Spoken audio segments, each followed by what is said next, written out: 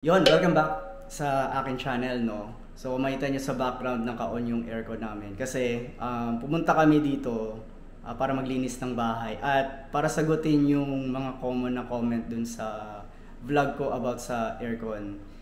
Which is, kung magkano daw ba ang konsumo ng Ofit Q series inverter. Or matipid ba? Ganyan. O mas malakas ba siya sa kumpara sa ibang mga aircon. Siguro nagko-compare sila, no? Inaalam nila kung may nakakatipid ba to o hindi. So sagutin natin yan. So nung nagpunta kami dito kahapon, which is May 21, 2024, ginawa namin, pagkadating namin, binuksan namin agad yung aircon. Tapos pinicturean agad namin yung metro namin. So para makita namin kung ano yung current konsumo namin. At ang ginawa namin ay pinatakbo namin yung aircon na to 24 oras, maghapon magdamag. At after 24 hours, pinicture na namin ulit yung metro na yon.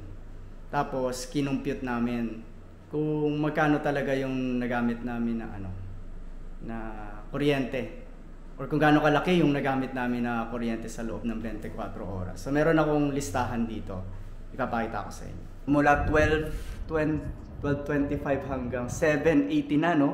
Halos 7 oras na siyang umaandar. Mga 7 hours na siyang umaandar. So, ito yung tunog niya.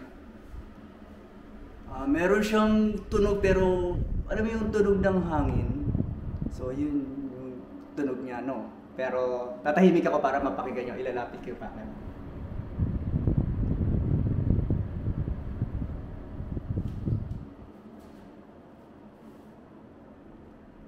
Yun, so inilayo ko ng unti-unti, no, para makita niyo kung gaano ba kalakas kapag medyo normal na position ka lang. Medyo tahimik naman. Hangin lang talaga yung naririnig ko.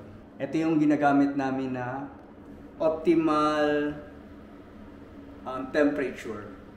So ayan. Ito yung ginawa ko na listahan, no. So nung May 21, 2024, dumating kami dito ng 12:25 PM. So, ang reading namin ay 00135. Ignore nyo lang yung number sa baba, hindi kasama yan. Tapos, ngayon, May 22, 2024, 12:34 PM. So, ang reading niya ay 00157. So, ginawa lang namin ay minenos lang namin yung reading ngayon dun sa reading kahapon. So, yung 157 minus 135, lumalabas siya na nag 22 kilowatt per day kami dito sa aircon na to for 24 hours. Idadagdag ko lang na nung nagpunta kasi kami rito, ang intensyon namin ay maglinis. So, bukod sa aircon, ito rin yung iba naming mga nagamit na appliances. So, nagluto kami, gumamit kami ng induction cooker. Meron kaming ceiling fan, 2 industrial fan, ilaw, gumamit kami ng laptop, mga charger, tapos pressure washer at saka vacuum. So, yun nga, iba-iba naman kasi yung ang mga electric bill natin, hindi naman lahat Meralco, di ba? So, iba-iba yan. So, kayo na yung mag-compute at i-comment ninyo kung sa tingin nyo ay mura ba o hindi para sa inyo. Ito na yung aircon, no? After 24 hours. Ipapakita ko sa inyo kung may nagbago ba siya mula nung binuksan namin. Tingnan natin ba tumutunog ng malakas or something. Pero ang sure ako, lumalamig talaga siya. Malamig talaga siya ngayon. Ito, actually lampas 24 hours na to tumatakbo, pero ipapakita ko sa inyo. Ilalapit natin para mapakinggan nyo yung tunog niya.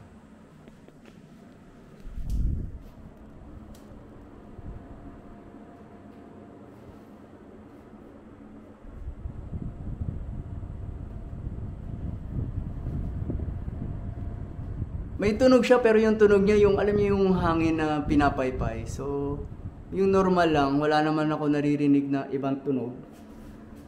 So, sa 24 hours, hindi naman uminit yung wire niya, no?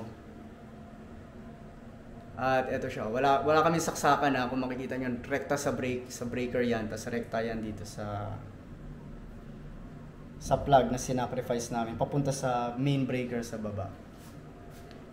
Sana nasagot ko yung tanong ninyo, no, kung matipid ba o hindi. Ako personally, hindi naman kami 24 hours mag-aircon eh. So ginawa lang namin to para mag-experiment. At dahil hindi pa nga kami kumpleto ng gamit dito, sayang kasi yung pagkakataon na malaman natin kung ano ba talaga, kung gaano ba kalakas siyang kumonsumo. Try natin din sagutin yung ibang mga tanong sa mga comment, no? Pero sa ngayon, sana nakatulong ako. Bye-bye.